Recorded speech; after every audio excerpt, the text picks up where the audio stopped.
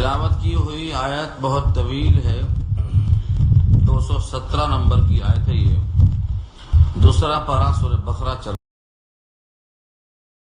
لیکن یہ درمیان میں بہت بڑا خلا ہو گیا، اس لیے رکوع کی تکمیل نہ ہونے کی وجہ سے بات ادھوری رہ گئی تھی۔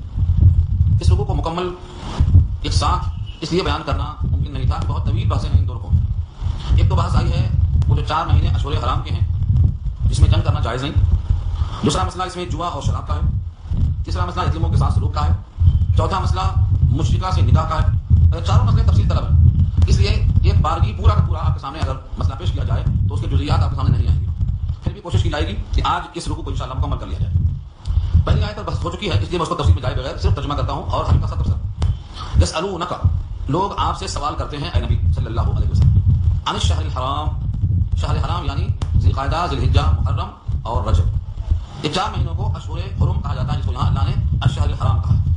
اس کی پوری تفصیلی بحث سورۃ توبہ میں آئے گی۔ جب سے اللہ نے زمین و آسمان کو بنایا ہے 12 مہینے مقرر کیے ہیں، ان میں 4 مہینے حرمت کے مقرر کیے ہیں، منہا اربعۃ حرم کہا، اربعۃ حرم یہ 4 مہینے۔ ان 4 مہینوں کے بارے میں اے نبی لوگ آپ سے سوال کرتے ہیں قتال فیہ، کہ اس میں قتال کرنا کیسا ہے؟ قتال جہاد کا اعلیٰ درجہ ہے، لیکن وہ قتال ہر مہینے میں نہیں درست ہے۔ وہ 4 مہینے جو بتائے گئے ذی القعدہ، ذی الحجہ، محرم اور رجب، ان میں مہینوں میں حرمت ہے، جنگ جائز نہیں، نبی کے زمانے میں بھی اس سے پہلے بھی۔ ایک موقع ایسا آ گیا کہ 29-30 تاریخوں میں حساب میں خطا ہوئی، مثال کے طور پر آپ نے کہا ذی القعدہ، ذی الحجہ، محرم، اس کے بعد کیا ہے رجب، تو رجب بیچ میں خلا ہے، جمادی الثانی کے بعد رجب آئے گا، ربیع الاول، ربیع الثانی، جمادی الاول، جمادی الثانی، پھر رجب، تو جمادی الثانی کی 30 تاریخ ہے یا رجب کی پہلی؟ شبہ ہو گیا چاند کے دیکھنے میں۔ مسلمانوں نے یہ سمجھا کہ یہ ابھی جمادی الثانی کی 30 تاریخ ہے، اور جن لوگوں نے اعتراض کیا تھا انہوں نے سمجھا کہ رجب کی پہلی تاریخ ہے، رجب لگ گیا تو اب جنگ جائز ہے۔ مسلمانوں کے ایک گروہ سے کافروں کا مٹبھیڑ ہو گیا، مسلمانوں اس میں قتال کیا، جو کافر مارے گئے ان میں سے بعض لوگوں نے نبی صلی اللہ علیہ وسلم کے پاس آ کر سوال کیا کہ اشہر حرم تک کا بھی خیال نہیں کرتے آپ لوگ؟ یہ سوال اسی سے متعلق ہے۔ اللہ نے اس کا جواب دیا کہ آمدن اگر کوئی خلاف ورزی کرتا ہے تب تو وہ غلط ہے، لیکن تاریخ کے تعین میں اگر غلطی ہو جائے تو اس پر آپ کو اعتراض نہیں کرنا چاہیے، یہ تاریخی جواب۔ اس کے بعد الزامی جواب دیا قرآن نے تفصیل سے، یہ پوری آیت اسی تفصیلی جواب میں آئی ہے۔ اس کا حاصل یہ ہے کہ تم اشہر حرم میں تاریخ کے خطا کے باوجود قتل و قتال پر اعتراض کرتے ہو، بے شک یہ جرم ہے، بڑا گناہ ہے اگر جان بوجھ کے کیا جائے، اور غلطی ہے تو قابل عفو اور معافی ہے، لیکن تم جو کرتے ہو کہ لوگوں کو اللہ کے راستے سے بھٹکاتے ہو، اللہ کے ساتھ کفر کرتے ہو، مسجد حرام میں بت پرستی کرتے ہو، مکے والوں کو وہاں سے نکال کے باہر پھینکتے ہو، فتنہ پیدا کرتے ہو، یہ تمام گناہ اس قتل کے مقابلے میں زیادہ شنیع ہیں اور زیادہ قبیح ہیں اور زیادہ لائق مذمت ہیں۔ تم اپنا گریبان جھانک کرتے ہو، یہ اس آیت کا مضمون ہے، اسی آیت کے ذریعے سے اس کا جواب دیا گیا ہے۔ اب لفظوں کو دیکھیے، یسألونک، لوگ آپ سے سوال کرتے ہیں عن الشہر الحرام، شہر حرام کے بارے میں، قتال فیہ، اس میں قتال کے سلسلے میں، قل اے نبی آپ کہہ دیجیے قتال فیہ کبیر، اس میں قتال بہت بڑی چیز ہے، یعنی عمدہ ایسا کرنا گناہ ہے، وصد عن سبیل اللہ، اور روکنا اللہ کے راستے سے، وکفر بہ، اور اس کے ساتھ کفر کرنا، والمسجد الحرام، اور مسجد الحرام یعنی بیت اللہ کے ساتھ بدسلوکی اور بے احترامی کرنا، واخراج اہلہ منہ، اور اس سے وہاں کے رہنے والوں کو نکالنا جو اس کے اہل ہیں، جو مکے میں رہنے کے اہل ہیں، ان اہل والوں کو نا اہل والوں کا نکال دینا، اکبر عند اللہ، اللہ کے نزدیک بہت بڑی بات ہے۔ اوپر تم نے ایک چیز پر اعتراض کیا تھا اور تمہارے عمل میں قابل اعتراض اتنی چیزیں نکل کے آئیں، الزام تم نے کسی اور کو دیا اور تمہارا الزام خود نکل آیا۔ والفتنة اکبر من القتل، اور فتنہ اللہ کے نزدیک قتل سے بھی زیادہ بدتر ہے۔ فتنہ کیا ہے؟ آزمائش میں ڈالنا، مسلمانوں کو اتنا تنگ کرنا کہ وہ اسلام سے پھر جائیں، ان کو آزمائشوں میں ڈالنا، یہ قتل کرنے سے بھی زیادہ خطرناک ہے اللہ کے نزدیک۔ یہاں تک ان کے سوالوں کا جواب۔ اب یہاں سے مسلمانوں کو تنبیہ ہے، ولا یزالون یقاتلونکم، اور یہ کافر مسلسل تم سے قتال کرتے رہیں گے، تم سے ہمیشہ جنگ کرتے رہیں گے، حتی یردوکم عن دینکم، یہاں تک کہ تم کو پھیر دیں تمہارے دین سے، ان استطاعوا، اگر ان کا بس چلے، اگر ان کی استطاعت ہو تو تم کو تمہارے دین سے پھیر دیں، جب تک تم پھر نہ جاؤ تم سے قتال کرتے ہی رہیں گے۔ آج تک ایسا ہی ہے، آج تک یہ چاہتے ہیں قومی دھارے میں مسلمان شامل ہو جائیں، یعنی اپنا مذہبی امتیاز اور تشخص ختم کر کے سب کی طرح ہو جائیں۔ قوم دھارا کہتے ہیں، قوم دھارا نہیں ہے، غفلت کا دھارا ہے، وہ اپنے خالق کا پتہ نہیں، مالک کا پتہ نہیں، وجود دینے والے کا پتہ نہیں، ہماری جان کا جو مالک ہے اس کا پتہ نہیں، اس طرح بے راہبی کے حیات کا نام کیا رکھا ہے قوم دھارا۔ کوئی چیز عیب نہیں، کوئی چیز قابل مذمت نہیں، جب تک تمہارے دین سے تم کو پھیر نہ دیں تب تک تم سے جنگ کی جاری رہے گی اللہ کی طرف، اللہ کی طرف سے اطلاع کے ساتھ وارننگ بھی ہے، ومن یرتد منکم عن دینہ، اور جو مرتد ہو جائے گا تم میں سے اپنے دین سے، فیمت، بس وہ مر جائے، وہو کافر، اس حال میں کہ وہ کفر میں ہے، فاولئک حبطت اعمالهم، بس وہی لوگ ہیں کہ ضائع ہو گئے، حبطت، برباد ہو گئے، رائے گاہ چلے گئے، اعمالهم، ان کے اعمال، فی الدنیا والآخرہ، دنیا میں بھی اور آخرت میں بھی، اولئک اصحاب النار، اور وہی لوگ آگ والے دوزخ والے، ہم فیہا خالدون، اس میں ہمیشہ ہمیشہ رہیں گے۔ پوری آیت میں 3 باتیں ہوئی۔ نمبر 1، وہ ایک سوال کرتے ہیں کہ اشہر حرم میں قتال کرنا کیسا ہے؟ کہا دو یہ تو عمدن کرے تو گناہ ہے، خطا معاف ہے، لیکن تم اعتراض کرنے والوں تمہارے جو اعمال ہیں ان میں سے یہ عمل بہت گراں ہے اللہ کے نزدیک، اور کافروں کے ساتھ تمہارا رویہ کتنا ہی نرم ہوگا تم سے یہ جنگ بند نہیں کریں گے جب تک تمہارا دین تم سے چھین نہ جائے. اور دین کو چھیننے کا مطلب مرتد ہونا ہے. اور مرتد کی سزا اللہ کے نزدیک کتنی سخت ہے معلوم؟ جو پیدائشی کافر ہے اس سے زیادہ سخت ہے. کوئی پیدائشی کافر ہے تو کافر نیکیاں بھی کرتا ہے برائیاں بھی کرتا ہے. اگر وہ اسلام میں آیا تو اس کے اسلام میں آنے کے وقت اب تک جتنے نیکیاں کیا تھا وہ سب شامل ہوں گی اس کے نام اعمال میں. صرف جو گناہ ہوں گے وہ نکل جائیں گے, وہ شمار نہیں کیے جائیں گے. لیکن مرتد جو اسلام میں تھا اور پھر گیا, پھر سے اگر اسلام میں آ گیا تو نہ اس کی نیکیاں آئیں گی نہ اس کی برائیاں آئیں گی, سب رائے گاں ہو جاتے ہیں, کوئی چیز واپس نہیں آئے گی. تو مرتد کا مقام کافر سے بھی بدتر ہے. مرتد جب مرتد ہو جاتا ہے تو اس کے اعمال رائے گاں ہو جاتے ہیں, دنیا میں بھی اور آخرت میں بھی. یہ لفظ نہ آیا. دنیا میں رائے گاں ہونے کا مطلب کیا ہے؟ اس کی بیوی نکاح سے نکل جاتی. اگر اس کو کوئی میراث کا مال ملنے والا ہے تو نہیں ملے گا. اگر وہ مر جائے تو مسلمانوں کے قبرستان سے محروم ہوگا, جنازہ نماز اس کی نہیں پڑھی جائے گی.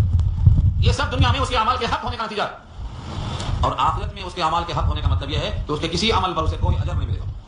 اس لیے کہا حبطت اعمالہم, اس کے اعمال چلے گئے, ضائع ہو گئے, دنیا میں بھی اور آخرت میں بھی. وہی لوگ دوزخ والے ہیں, ہمیشہ اس میں رہیں گے. مرتد سے ارتداد سے اتنا سخت تکلیف کیوں ہوتی ہے؟ ایک آدمی کافر ہے, اسے پتہ ہی نہیں اسلام کیا ہے, وہ غفلت میں ہے, وہ کافر ہے.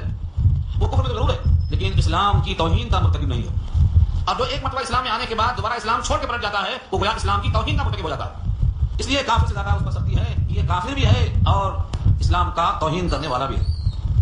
اس لیے اللہ نے مرتد کے واسطے بڑی سخت سزا رکھی ہے. اب مرتد جتنے اسلام میں ہوئے ہیں ان کا کیا حال ہوا ہے, ان کی ایک لمبی تاریخ, کئی واقعات. ایک مرتد کا واقعہ بخاری میں درج کیا ہے کہ اس کو قبر نے قبول نہیں کیا. دفن کر کے آتے اٹھا کے قبر باہر پھینک دیتی. ایک بار, دو بار, تین بار دفن کر کے وہ قبر باہر پھینک دیتی. بالآخر لوگوں نے تنگ آ کے اس کو یوں ہی چھوڑ دیا, قبر نے قبول نہیں کیا. تو مرتد کی سزا اتنی سخت اس لیے ہے کہ وہ توہین اسلام کا مرتکب ہوا. اس آیت میں ان تمام لفظوں کے ساتھ اور طویل بحثیں بھی آئیں. مثلا یہ کہ دنیا میں جو احکامات ہیں مرتد کے, بیوی کا نکاح سے نکل جانا, میراث سے محروم ہو جانا, جنازے سے محروم ہو جانا, قبرستان سے محروم ہو جانا, اس قسم کے اور کیا کیا مسائل پیش آتے ہیں. مرتد اسلام سے پھر جاتا ہے مگر بیوی نکل جاتی, پھر بھی ساتھ میں ہے, اب اسے بچے پیدا ہو رہے ہیں, ان کے کیا احکامات ہیں, ان کے ہاتھ سے کھانا پینا کے احکامات, ایک مستقل طویل بحث ہے. بہت سے لوگ اس بات کو نہیں جانتے, نماز نہیں پڑھتے, جان بوجھ کے نماز چھوڑ دیتے. اور حدیث پاک میں صریح مضمون ہے, جو جان بوجھ کے نماز چھوڑ دے اس نے فعل کفر کیا. من ترک صلاۃ متعمدا فقد کفر. کفر کیا نہیں, فعل کفر کیا, یعنی کافروں والا عمل کیا. تو اب مرتد ہونے میں کیا تعامل ہے؟ ایک وقت کی نماز چھوڑا, غلطی ہو گئی, بھول گیا, نسیان ہو گیا, چوک گیا, 2 وقت کی چھوڑا, 3 دن کی چھوڑا, پورا پورا مہینہ نماز نہیں پڑھ رہے اور وہ یہ سمجھ رہے ہیں کہ ہم مسلمان ہیں. کیا نماز کو جان بوجھ کر چھوڑتے رہنے کے باوجود وہ اسلام میں باقی ہے؟ لکھ کے سوال کر لو کس جانب سے. یہ لکھ کر سوال شیخ عبد القادر جیلانی سے کر لو جو بیان پیر ہیں. ان کی کتاب کا نام ہے غنیۃ الطالبین, اردو میں کیا ہے, غنیۃ الطالبین. کس کی ہے؟ شیخ عبد القادر جیلانی نور اللہ مرحبا ہوگی. یہ سوال ان سے لے کر پوچھو, اسی کتاب میں جواب مل جائے گا. ایسا شخص قابل قتل ہے, قابل قید ہے, جب تک توبہ نہ کر لے بری ہونے کے لائق نہیں. آج کتنے مسلمان ہیں جو جان بوجھ کر نماز ہفتوں مہینوں سب نہیں پڑھ رہے. قرآن نے کہا ہے اقیموا الصلاۃ ولا تکونوا من المشرکین, نماز قائم کرو اور مت ہو جاؤ مشرکوں میں سے. تو ہمارے پاس عقیدے کے لحاظ سے گناہ کبیرہ کا مرتکب کافر نہیں ہوتا, لیکن جو گناہ کبیرہ کا ارتکاب مسلسل کرتا ہے اور اس گناہ کبیرہ کے ارتکاب کو حلال سمجھ لیتا ہے تو اب اس کے کفر میں شمار نہیں رہ جاتا. کسی بھی حرام کو حلال سمجھنا یا کسی حلال کو حرام سمجھنا عقیدے کے لحاظ سے یہ کفر ہے. شرح عقائد کی مشہور کتاب ہے عقیدے کی, جو ہر جگہ پڑھائی جاتی ہے مدرسوں میں. لکھا ہے استحلال المعصیۃ کفر, معصیت کو حلال سمجھ لینا بھی کفر ہے. تو نماز چھوڑنا گناہ کبیرہ ہے اور نماز چھوڑنے کو حلال سمجھ لینا یہ کفر ہے. تو مرتد کیا چیز ہے, کس کو بولتے ہیں مرتد ہونا؟ مرتد اللہ کا باغی ہوتا ہے. اسلام سے گر گیا یعنی اللہ سے گر گیا, کیونکہ اسلام اللہ کا بنایا ہوا قانون ہے. اسلام قرآن کی شکل میں کلام الہی کا ایک مضبوط حصہ ہے. جو شخص بھی اسلام سے, قرآن سے, فرائض سے ہٹ جاتا ہے وہ گویا مرتد ہے, یعنی وہ اللہ کا باغی بنتا ہے. اور باغی کی سزا بہت سخت ہوتی ہے, وہی یہاں مراد ہے. اب ایک عمل پر آپ حصہ کر لیجیے, کوئی نماز نہیں پڑھتا, کوئی روزہ نہیں رکھتا, کوئی حج نہیں کرتا, کوئی سگی 2 بہنوں کو نکاح میں جمع کر لیتا. منع ہے 2 بہنوں کو نکاح میں جمع کرنا, مگر جمع کر لیتا, دونوں سے اولاد ہوتی. یہ سب ارتداد کی شکلیں ہیں جو ہمارے پاس مروج ہیں. بہت سے لوگ ہیں کیونکہ ہم اس لائن میں سوالات کرتے ہیں, ہم کیا کرنا بولتے ہیں, 2 سگی بہنوں سے نکاح کرنا حرام کہا قرآن نے. لیکن ایسے ہمارے پاس مسلمان کے مسائل آ رہے ہیں کہ انہوں نے 2 بہنوں سے نکاح کیا, دونوں سے اولاد ہے. یہ کیا ہے؟ یا تو وہ برابر گناہ کبیرہ کا ارتکاب کر رہے ہیں یا اس حرام کو حلال سمجھ رہے ہیں. 2 شکلوں میں تو حکم ہے. گناہ کو گناہ سمجھ کر رہے ہیں تو مسلسل گناہ کبیرہ کرنے سے تجزیہ ہو جاتا ہے, اور اس حرام کو حلال سمجھ کر کفر ہو جاتا ہے. 2 شکل ہے. کوئی آدمی پینے کا عادی ہے, آگے بات ساری پینے کی بھی اسی رکو میں آئی, وہ سمجھتا ہے کہ یہ پینا ہمارے لیے حلال نہیں ہے لیکن نہیں پیئیں گے تو نہیں چلے گا. پینا ہمارے واسطے ضروری ہے. اگر یہ ضروری ہوتا تو اللہ منع نہیں کرتے. اللہ نے دنیا میں کوئی چیز جو اچھی ہو, مفید ہو, ایمان والوں کو منع نہیں کیا. کوئی بھی اچھی چیز ہو, دنیا کی ہر مفید چیز جو لذیذ ہے, حلال اور طیب اور پاکیزہ ہے, اللہ نے ہمارے واسطے نہیں روکا. وہی چیز سے منع کیا ہے جو ہمارے لیے مضر ہے, چاہے دنیا میں چاہے آخرت میں. تو بہرحال ہم سمجھتے ہیں کہ مرتد وہی ہے جو اعلان کرتے میں مرتد ہو گیا, وہ نہیں مرتد ہے. یہ سب شکلیں ہیں ارتداد کی. کئی مسائل. ایک صاحب نے کہا میں جانتا ہی تھا کہ نبی کیا ہوتا, قرآن کیا ہوتا, 40 سال تک میں ایسے رہا. پھر کیا ہوا؟ کہا ایک ایسا حادثہ آیا کہ میں مشین کے نیچے دب گیا, میں سمجھا مر گیا, لیکن دیکھا تو بچ گیا. اس کے بعد فکر پیدا ہوئی تو جا کے تحقیق کیا, تو جا کے میں اسلام لایا, تو پھر کلمہ پڑھا. مطلب یہ ہے کہ ایمان اسلام سے غافل تھا، اس حادثے کے بعد متوجہ ہوا، اور شادی سے 10 سال پہلے ہو چکی ہے، بچے ہو چکے ہیں، نہ نماز ہے نہ کلمہ ہے، تو اب ایسے اولاد کا حکم کیا ہے؟ بے نمازی کے لیے جتنی سخت وعیدیں آئی ہیں، دنیا میں کوئی مفتی اور کوئی شیخ و مرشد اور ائمہ اربعہ میں سے کوئی بھی ذرہ برابر اس میں نرم نہیں ہے. لیکن امت کا ایک طبقہ ہے جو نمازوں سے اتنا غافل ہے کہ اس کو پتہ بھی نہیں ہے کہ میں کوئی جرم کر رہا ہوں، عادت سے ہو گئی ہوگی. اس میں بہت ضرورت ہے. یہ ایک نماز ہی نہیں ہے، ایسے بہت سے مسائل. تو بہرحال مرتد وہ شخص ہے جو کسی حرام کو حلال سمجھ لے یا کسی حلال کو حرام سمجھ لے، دونوں مرتد. اسلام کے کسی ایک حصے کا انکار کرنا سارے حصوں کا انکار کرنا ہوتا ہے. بات ہم مکمل ہو گئی. اس کے بعد دوسری آیت میں ہے ان الذین آمنوا والذین ہاجروا وجاہدوا فی سبیل اللہ، بے شک جو لوگ ایمان لائے اور بے شک جن لوگوں نے ہجرت کی اور مجاہدہ کیا اللہ کے راستے میں، اولئک یرجون رحمت اللہ، وہی امیدوار ہیں اللہ کی رحمت کے. واللہ غفور رحیم، اللہ مغفرت کرنے والے رحم کرنے والے. ایمان اللہ کی باتوں پر یقین، مہاجر ہجرت کرنا، وطن کا ترک کرنا یا گناہوں کا ترک کرنا، یہ دونوں ہجرت میں آتا ہے. وجاہدوا فی سبیل اللہ، اور اللہ کے راستے میں جہاد کرنا یعنی کوشش کرنا. جہاد چور سے بنا، جہاد کے معنی کسی چیز کے مقابل میں کوشش کرنا. ہر زمانے میں جہاد ہوتا ہے. جہاد اگر تلوار سے ہو تو اس کا نام قتال ہے، لیکن اگر جہاد قتال سے نہ ہو، تلوار سے نہ ہو، بلکہ ہر زمانے میں جیسے ضرورت پیش آئے ویسا ہو، مثلا بدعقیدگی ہے، بدعات ہے، جہالت ہے، رسوم جاہلیت ہے، ان تمام چیزوں کو ظاہر کرنا یہ جہاد باللسان کہلاتا ہے. قلم سے لکھ کر کے ان غلطیوں کو واضح کرنا یہ جہاد بالقلم کہلاتا ہے. قرآن کریم کو محنت سے حاصل کرنا جہاد بالقرآن کہلاتا ہے. جیسی ضرورت ہو اسلام کی تعاون کے لیے ویسے ضرورت کرنا یہ جہاد کہلاتا ہے. کوئی اپنا مال خرچ کرتا ہے تو جہاد بالمال کہلاتا ہے. کوئی گناہوں میں ڈوبا ہوا تھا، گناہوں کو ترک کرنے کی فکر میں لگا ہوا ہے، یہ جہاد انتر کی معاصی آتا ہے. وہ صحیح انسان. تو جہاد حق پر چلنے کے لیے جو رکاوٹ ہو ان رکاوٹوں کا مقابلہ کرنا یہ جہاد ہے. ان میں سب سے بڑا جہاد ہے اپنے نفس سے مقابلہ کرنا جو نفس جگہ جگہ رکاوٹ ڈالتا ہے. ایسے لوگوں کے واسطے اللہ فرماتے ہیں انہیں امید رکھنا چاہیے اللہ کی رحمت کی، کیونکہ اللہ غفور الرحیم ہے. جو ایمان بھی لایا ہو، ہجرت بھی کیا ہو، اللہ کے راستے میں جہاد بھی کیا ہو، بھلا اس سے زیادہ خدا کون ہے؟ اللہ متعال. تیسرا حکم آ رہا ہے یسألونک عن الخمر والمیسر، لوگ آپ سے سوال کرتے ہیں خمر اور میسر کے بارے میں. سوال صحابہ نے کیا. شراب ایک ایسی چیز ہے جو آدموں کی گھٹی میں پڑی ہوئی تھی، ہر شخص کی پتا. کم لوگ تھے جو بچے ہوئے تھے، کم لوگ ماما ہیں. کچھ ایسے ہیں جن کی فطرت اللہ نے ایسے بنایا ہے کہ وہ زمانے جاہلیت میں بھی نہ بت پرستی کیا، نہ شراب پیا، نہ جھوٹ بولا، نہ زنا کیا. کچھ کے نام بتائے گئے، فطرت سلیمہ پر داخل ہے وہ.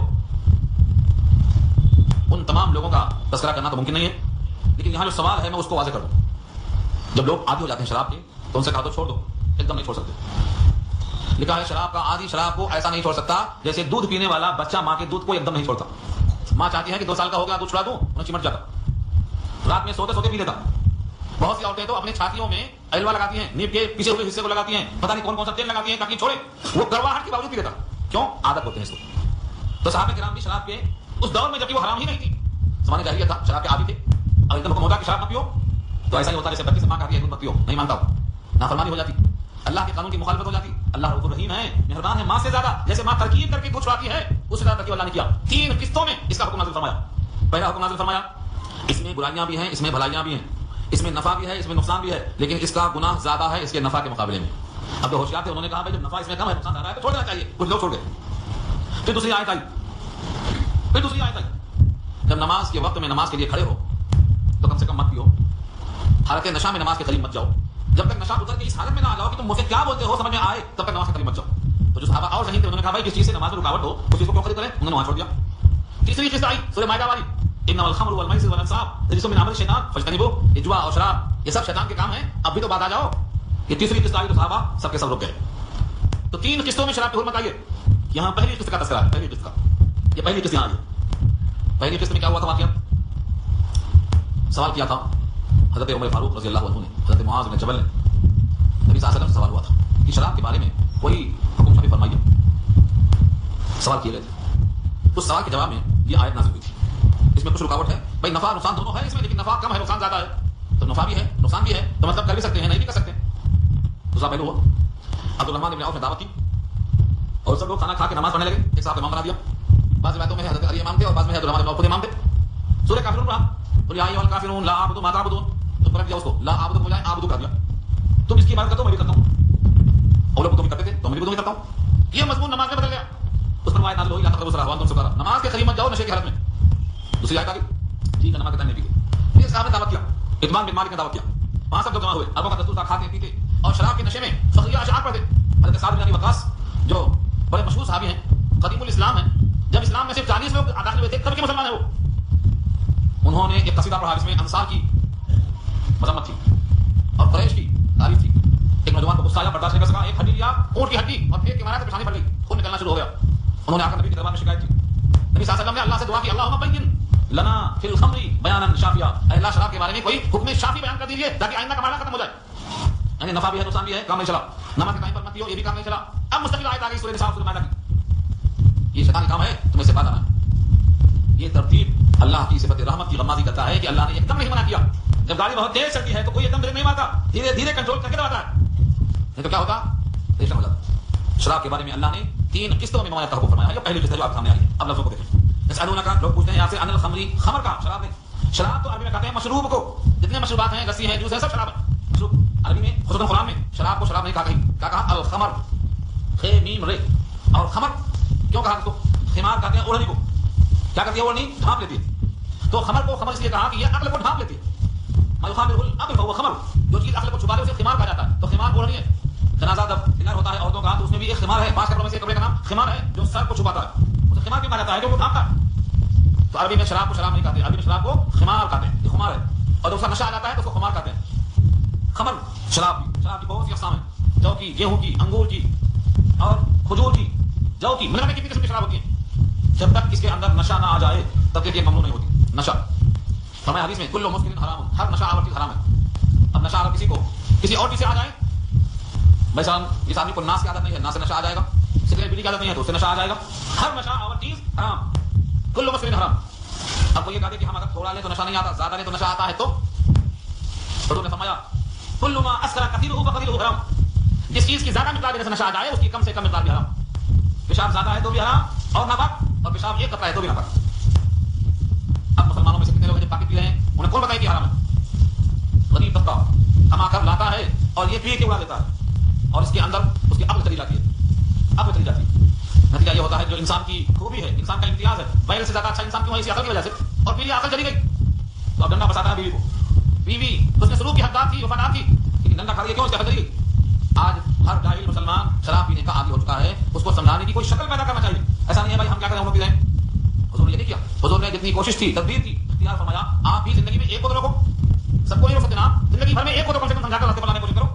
اگر ہر نیک آدمی نے ایک کو سمجھایا تو سلسلہ سمجھا کر راستے پر لانے کا ایسا شروع ہو جائے گا کہ سب راستے میں آ جائیں گے. تو شراب کو عربی میں خمر کہتے ہیں کیونکہ عقل کو چھپا لیتی ہے. اس پر قصے میں سناؤں تو بہت قصے ہیں، مگر میں قصہ سنانے کا عادی نہیں ہوں. کس نے بھی آتا تو کیا ہوا تھا، بہت قصے ہیں، آپ تو سن سکتے ہیں. دوسرا لفظ ہے والمیسر. میسر کے معنی جوا. جوا کی بہت سی شکلیں ہیں. آج کل کی جو لاٹری ہے یہ بھی جوا.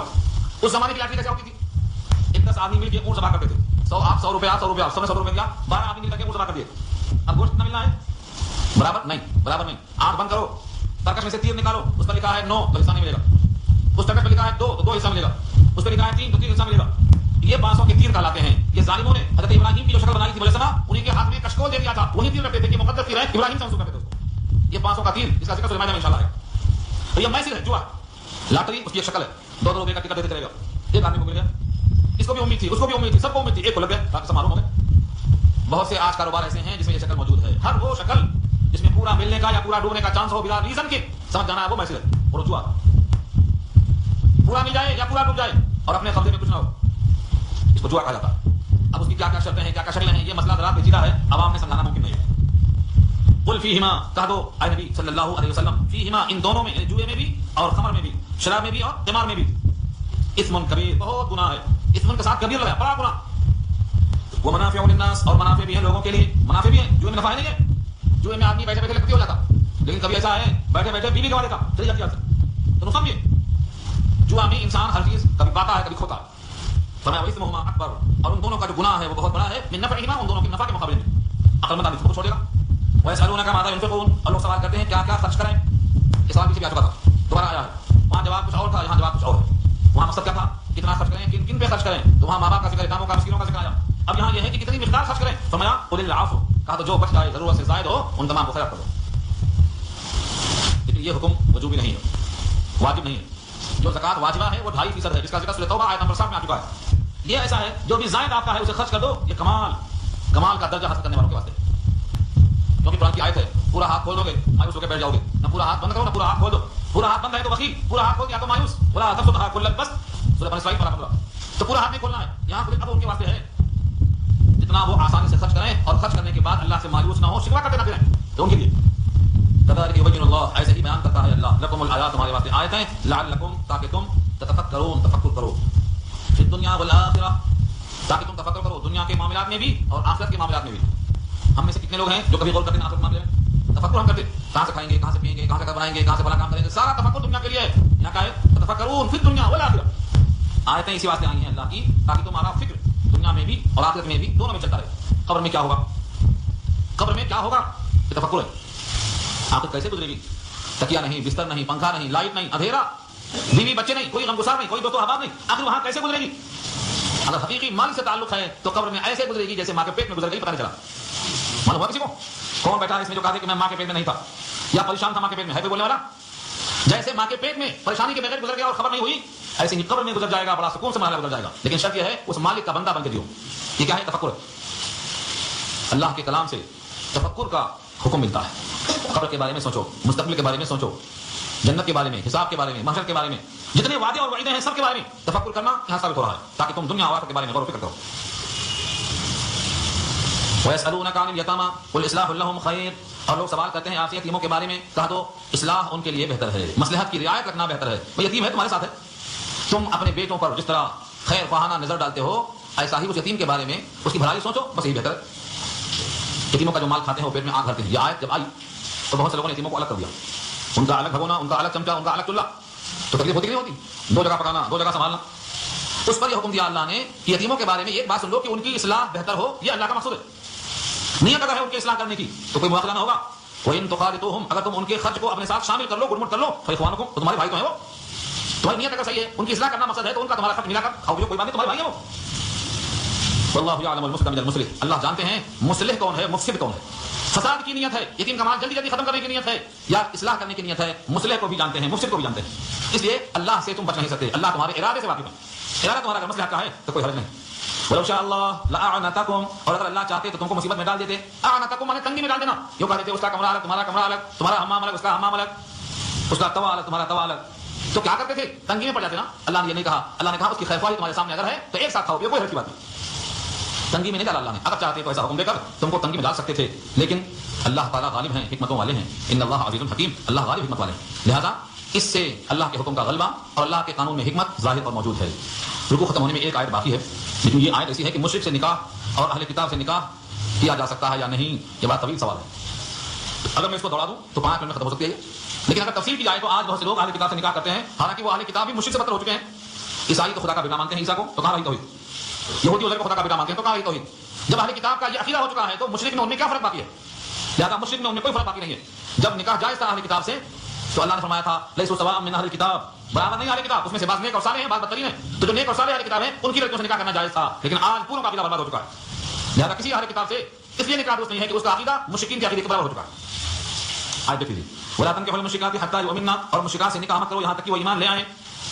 ولأمة مؤمنة خير من مشركة، اور البتہ باندھی جو ایمان والی ہے وہ بہتر ہے ایسی مشرکہ سے اگرچہ وہ تم کو پسند ہو۔ ولو اعجبتکم، اعجب اعجاب کے معنی بھلی لگنا، اچھی لگنا۔ آج بہت سے مسلمان کافروں کی لڑکیوں سے کفر کے باوجود نکاح کرنا چاہتے ہیں، ان کی شکلیں ان کو بھلی لگتی ہیں، قرآن کہتا ہے ان میں ایمان نہیں ہے، وہ تم کو بھلی لگتی ہیں، تو یہ مشرکہ ہونے کے ناطے سے تمہیں بھلی لگتی ہوں گی، لیکن اللہ کی نظر میں باندھی سے بدتر ہے، باندھی بہتر ہے جو مومنہ ہو ایسے مشرکہ سے۔ ولا تنکحوا المشرکین حتی یؤمنوا، اور عورتوں کو حکم ہے کہ مشرک مردوں سے نکاح مت کرو یہاں تک کہ وہ مسلمان ہو جائیں، اور البتہ ولعبد مؤمن خیر من مشرک، غلام جو مومن ہو وہ بہتر ہے مشرک سے اگرچہ وہ تم کو پسند آیا ہو۔ کیوں؟ دونوں میں فرق کیا ہے؟ مشرکہ عورت ہو یا مشرک مرد ہو، یہ دونوں آپ کو شرک کے ساتھ کہاں لے جائیں گے؟ جہنم کی دعوت دیں گے۔ اور مومن اور مومنہ چاہے باندھی اور غلام ہو لیکن ایمان کی بنا پر دعوت جنت دیں گے۔ اب بولو دعوت جنت درست ہے یا دعوت جہنم درست ہے؟ کدھر جانا چاہ رہے ہیں آپ؟ اولئک یدعون الی النار، وہ لوگ دعوت دیتے ہیں جہنم کی طرف، اللہ یدعو الی الجنہ، اور اللہ دعوت دیتے ہیں جنت کی طرف، والمغفرۃ باذنہ، اور اس مغفرت کی طرف دعوت دیتے ہیں جو اپنے حکم سے موقوف ہے۔ اللہ تعالیٰ دعوت دیتے ہیں جنت کی طرف اور مغفرت کی طرف باذنہ، اللہ کے حکم سے۔ وَيُبَيِّنُ آیاتہ للناس، اور بیان کرتے ہیں اپنی آیتیں لوگوں کے لیے، لعلہم یتذکرون، تاکہ لوگ تذکر کریں، غور و فکر کریں، سوچیں اور نصیحت کو حاصل کریں۔ یہاں رکوع مکمل ہو گیا۔ اس کے بعد ان عورتوں کے مسائل آ رہے ہیں جو حیض سے متعلق ہیں، طہر سے متعلق ہیں، اور اس کے بعد طلاق سے متعلق ہیں۔ یہاں سے مسائل بہت اہم آنے والے ہیں، خواتین تک یہ بات آپ پہنچائیں تاکہ وہ تعداد میں اپنے آ کر فائدہ اٹھائیں، کیونکہ یہاں سے پورا مکمل جو احکامات آ رہے ہیں عورتوں کے مسائل ہیں، شاید بعد میں ان کو سننے کا موقع ملے نہ ملے۔ دعا کر لیجیے۔